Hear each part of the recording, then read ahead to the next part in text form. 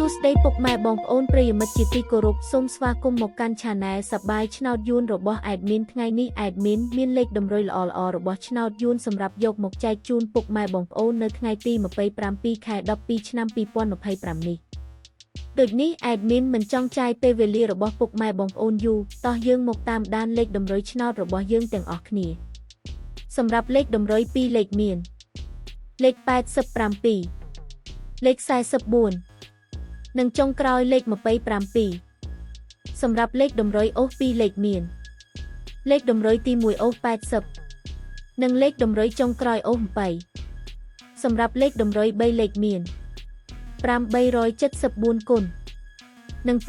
274គុណ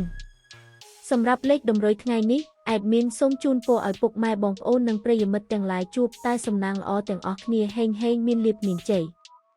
ជាចុងក្រោយសូមកុំភ្លេចជួយចុច Subscribe និង Comment ហើយដាក់សញ្ញារូបកណ្ដឹងដើម្បីជាការផ្ដល់កម្លាំងចិត្តមកកាន់ Admin ជាពិសេសងាយស្រួលតាមដានវីដេអូថ្មីៗនិងលេខតម្រុយល្អៗជាប្រចាំថ្ងៃជាមួយ Admin សូមគោរពលាពុកម៉ែបងប្អូនពី Admin សប្បាយឆ្នោតយួនសូមសំណាងល្អទាំងអស់គ្នាសូមអរគុណ